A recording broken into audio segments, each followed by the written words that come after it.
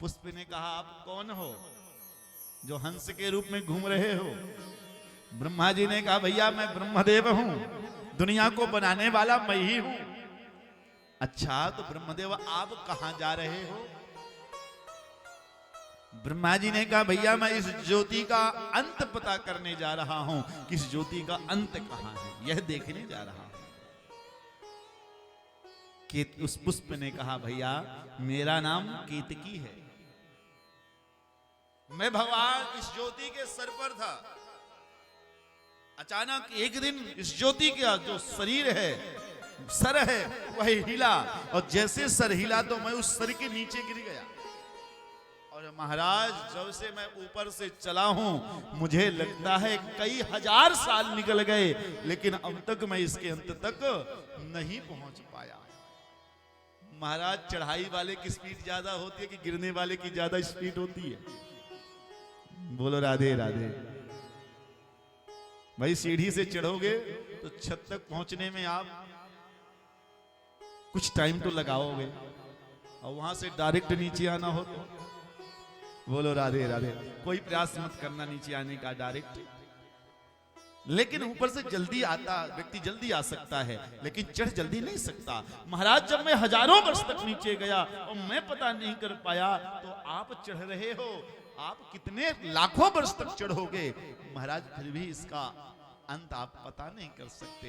इसलिए भगवत प्रेमियों उस पुष्प पर ब्रह्मा जी ने विश्वास कर लिया। ब्रह्मा जी ने कहा भैया एक काम मेरा करेगा क्या? बोले महाराज मेरा काम यह है आपको मेरे लिए पितामह ब्रह्मा के लिए झूठ बोलना है। झूठ बोलना है? महाराज क्षमा करना, मैंने तो कभी झूठ बोला ही नहीं, फिर मैं कैसे झूठ बोलूंगा? मैं झूठ नहीं बोल सकता। महाराज दुनिया के कल्याण के लिए तो कितने भी झूठ बोले जाए, शास्त्र कहते हैं कुछ जगह झूठ बोलना क्षमा है। यहां का श्लोक नहीं, भागवत जी में भी है, यहां तो दूसरा श्लोक है, लेकिन भागवत जी में स्पष्ट है कुछ जगह झूठ बोला जा सकता है। स्त्री सुनर्म विवाहे च मृत्यर्थे प्राण संकटे गौ ब्राह्मणार्थे हिंसायाम नानृतम स्यात् जुगुप्सितम। भगवत प्रेमियों हास्य परिहास में अपनी वृत्ति के लिए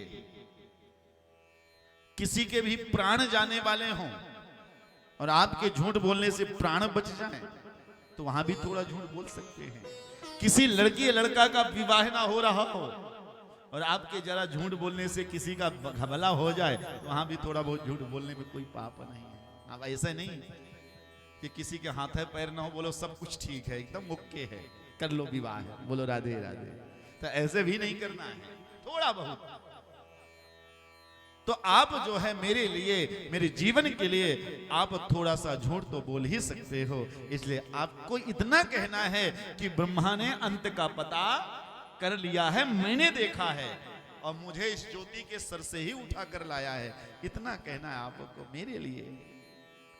पुष्प को लगा ब्रह्मा जी है, मुझे कोई अच्छा सा पद मिल जाएगा, अच्छा सा ड्यूटी मिल जाएगी, अच्छा काम मिल जाएगा, क्यों ना ये मैं इसकी सेवा करूं।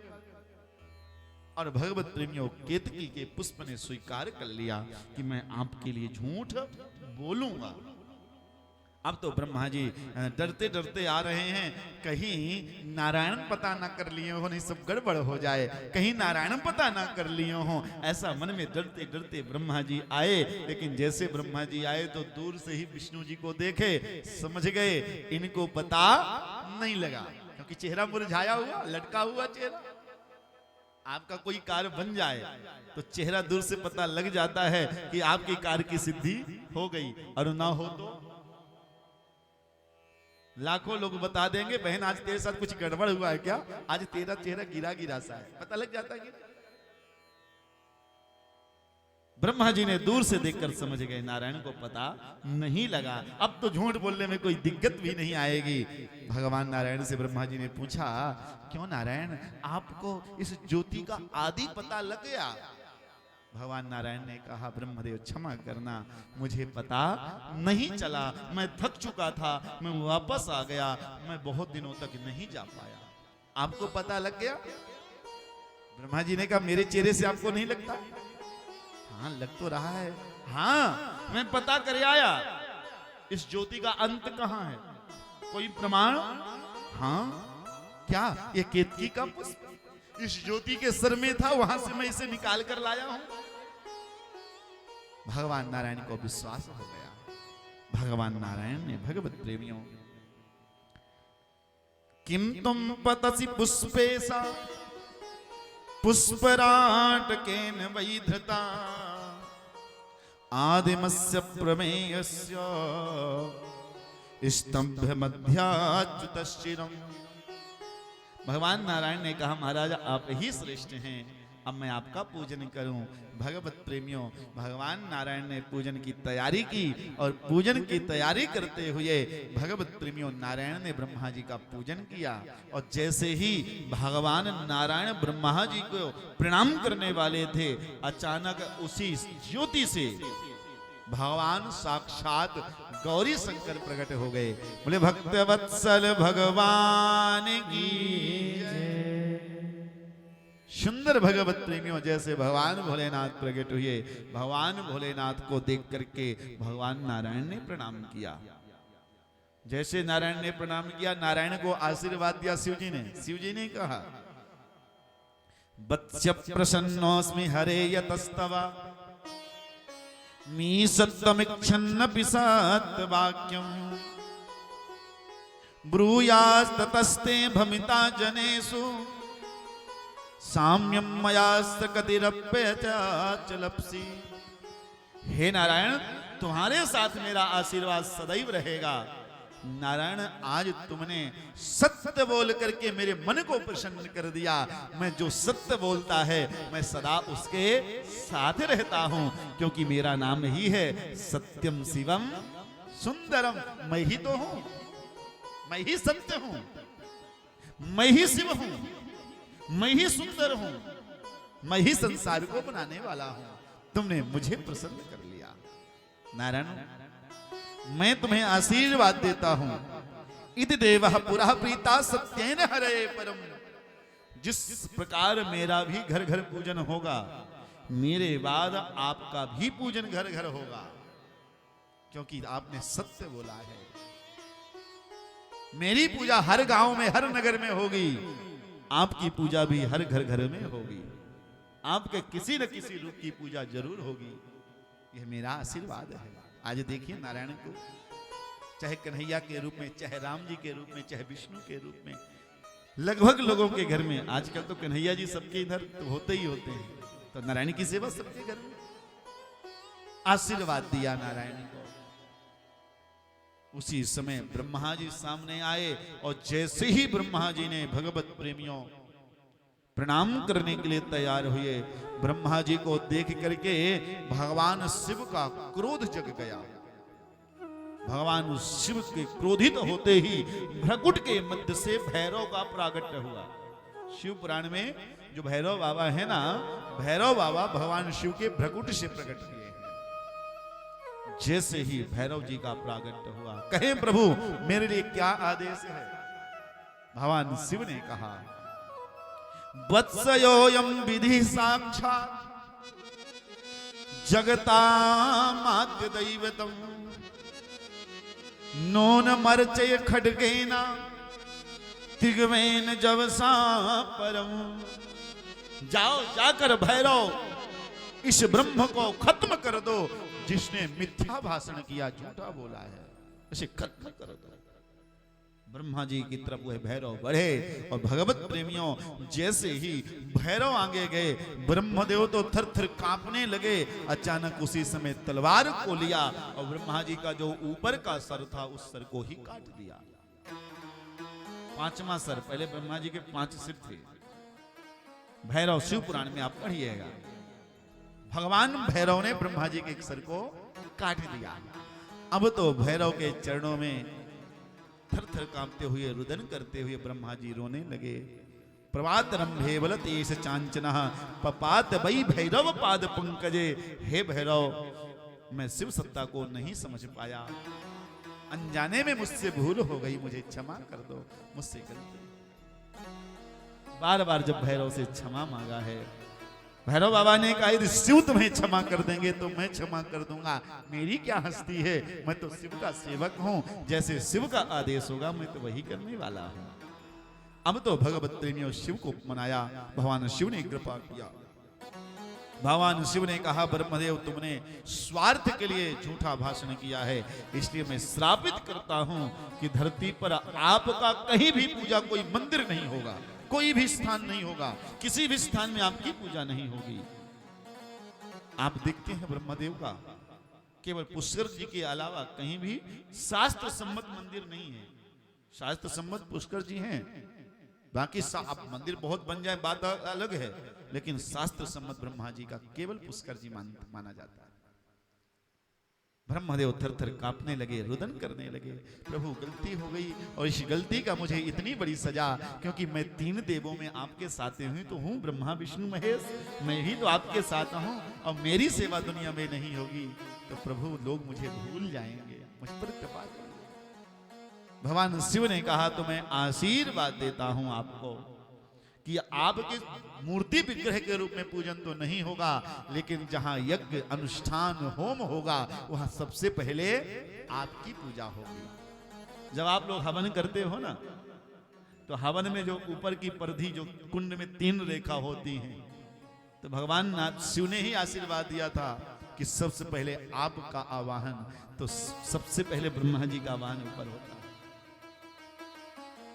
भगवत प्रेमियों ब्रह्मदेव का आवाहन, आशीर्वाद दिया, आशीर्वाद प्राप्त करके तब तक सामने फिर भी जल रहे थे ब्रह्मा जी कष्ट में। उसी समय केतकी का पुष्प आया, केतकी ने प्रणाम किया। भगवान शिव ने कहा रे रे केतक दुष्टस्तुम सठ दूर मितो प्रजा मामापि प्रेम ते पुष्पे मां भूत पूजा स्वितः परम। अरे केतकी, तेरे को ऐसा कौन सा पद चाहिए था जो तेरे को मेरे से सेवा से बड़ा पद प्राप्त हो रहा था? केतकी, पुष्पों में सबसे ज्यादा तो मुझे प्रिय है, मैं तेरे बिना किसी की पूजा स्वीकार नहीं करता हूं,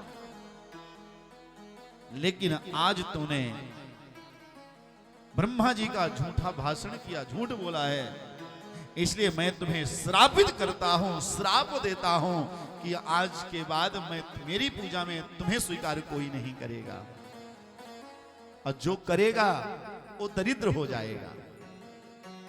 इसीलिए केतकी का पुष्प कभी भी भगवान शिव को नहीं चढ़ाना चाहिए। भगवत प्रेमियों केतकी रोने लगा, प्रभु इतनी बड़ी गलती नहीं थी, मैंने तो केवल सर ही लाया था और आपने मुझे इतना बड़ा दंड दे दिया, प्रभु आप क्षमा कर दें मुझे। जब क्षमा मांगना शुरू किया, भगवान शिव ने कहा केतकी, मैं तुम्हें पूजन में स्वीकार तो नहीं करूंगा, लेकिन चलो मैं तुम्हें एक आशीर्वाद देता हूं। ज्ञाना ज्ञान कृतम पापम नाशयत्येव ते स्मृति तादृशे त्वयि दृष्टे में मिथ्या दोष कुतो भवे। हे केतकी, मैं तेरा पुष्प तो स्वीकार नहीं करूंगा, लेकिन मैं आशीर्वाद देता हूं कि तेरा अर्घ जो रस होगा वह मुझे स्वीकार रहेगा। और केतकी का रस भगवान शिव स्वीकार करने लगे, लेकिन केतकी के पुष्प को स्वीकार नहीं करते। केतकी का जो रस है वो क्या है? केवड़ा का जल, जो केवड़ा है वही केतकी का पुष्प कहलाता है। भागवत प्रेमियों, इसलिए भगवान शिव को पुष्प केतकी का नहीं, केवड़े का जल चढ़ाना चाहिए, वह भगवान शिव को प्रिय है। जब भी यहाँ 12 ज्योतिर्लिंग पूजन होता है तो हम लोग केवड़े का जल चढ़वाते हैं आप लोगों से। जब भी आप लोग, जो लोग यहाँ अभिषेक किए होंगे सबको पता है, आगे 18 तारीख को फिर होगा यहाँ रुद्राभिषेक। अभी मुझे जानकारी नहीं, सुबह शाम बीना जी किस दिन आपको बताएंगे, तो वो कार्यक्रम सब मंडल सेट करेगा।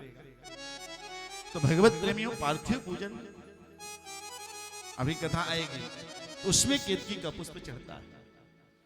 इस प्रकार केतकी के पुष्प को भगवत प्रेमियों सुंदर आशीर्वाद दिया है भगवान नारायण ने।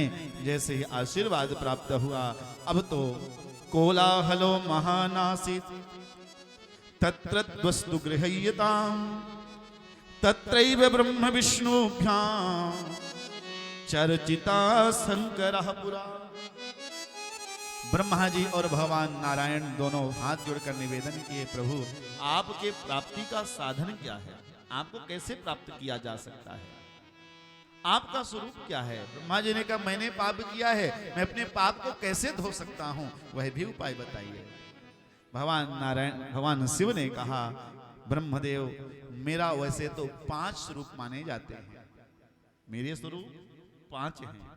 सदाशिव सबसे बड़े हैं, सदाशिव जो निराकार रूप में सारे संसार के कण कण में रहते हैं। दूसरा मेरा स्वरूप है रुद्र, तीसरा स्वरूप है ब्रह्म, फिर विष्णु, फिर महेश। सदाशिव जो केवल महेश रुद्र को प्रकट करते हैं और रुद्र के द्वारा तीनों देवताओं की सृष्टि होती है, ब्रह्मा विष्णु महेश की सृष्टि होती है। जो रुद्र हैं वो तो केवल इन देवताओं को देखते हुए और सारे संसार का ध्यान करते रहते हैं, लेकिन इन तीनों देवताओं का काम है ब्रह्मा जी को बनाना, विष्णु जी का काम पालन करना और शिव का कार्य है संहार कर देना, महेश का कार्य है संहार करना। भगवत प्रेमियों, भगवान भोलेनाथ से ब्रह्मा जी ने कहा महाराज मैं आपके किस रूप का पूजन करूं। भगवान शिव ने कहा जो ये दिव्य ज्योति है यह कोई और नहीं, ये मेरा ही स्वरूप है। हे ब्रह्मदेव आज इस ज्योति का नाम आज से होगा शिव स्वरूप होगा। मैं छोटा रूप धारण करता हूं और मेरा ही रूप मानकर आज से दुनिया में इसकी पूजा होगी और दुनिया इस मेरे स्वरूप का नाम शिवलिंग कहेगी। शिवलिंग के रूप में जन जन में इसका प्रचार होगा। और आज की जो तिथि है इसलिए मैं आज अवतार लिया हूं, इसलिए इस तिथि को शिवरात्रि का नाम दिया जाता है। और आज से जो शिवरात्रि की रात्रि में बिना भोजन बिना जल के जो साधना करेगा, 4 प्रहर की पूजा करेगा, निश्चित ही मैं उसका कल्याण कर देता हूं, मैं उस पर शीघ्र प्रसन्न हो जाऊंगा। जो सारे संसार में रह करके भी और निराहार रहकर 4 प्रहर पूजन, जो लोग शिवरात्रि को बहुत लोग करते हैं 4 प्रहर पूजा, 8 से 10 पहला प्रहर, 10 से 12 दूसरा प्रहर, 12 से 2 तीसरा प्रहर और 2 से 4 चौथा प्रहर। इन 4 प्रहरों की पूजा शिवरात्रि को करना चाहिए। ना कर सके तो जागरण तो करना ही चाहिए। 3 रात्रि ऐसी हैं, 3 रात्रियों को हम सबको जगना चाहिए। काल रात्रि, महारात्रि, मोह रात्रिश्च दारुणा, ये 3 रात्रि हैं। एक काल रात्रि, काल रात्रि है जो नवरात्रि की अष्टमी होती है, उस नवरात्रि की अष्टमी को काल रात्रि कहते हैं। अष्टमी को भी जागरण करना चाहिए। जो माँ भगवती के उपासक हैं वो माँ भगवती के लिए अष्टमी की रात्रि का जागरण जरूर करें। दूसरा है मोह रात्रि, काल रात्रि, महारात्रि, मोह रात्रिश्च दारुणा। मोह रात्रि कहते हैं दीपावली की रात्रि। दीपावली की रात्रि भी हम सबको जगना चाहिए। माता रानी लक्ष्मी का, गणेश जी का पूजन करना चाहिए रात्रि में। लक्ष्मी का पूजन करेंगे तभी तो लक्ष्मी आएगी। अब लक्ष्मी का आने का टाइम है भोर में और हम सो जाते हैं तो लक्ष्मी जी आएंगी, कहेंगे इसका दरवाजा बंद है, चलो भाई काहे को आधी रात को जगाओ, कहीं और घर देखते हैं। बोलो राधे राधे। भाई किसी का टाइम होगा तभी तो आपके घर आएगा, जब टाइम निकल जाएगा तब थोड़ी आएगा। तब परमात्मा की, माता रानी का भी आने का समय है।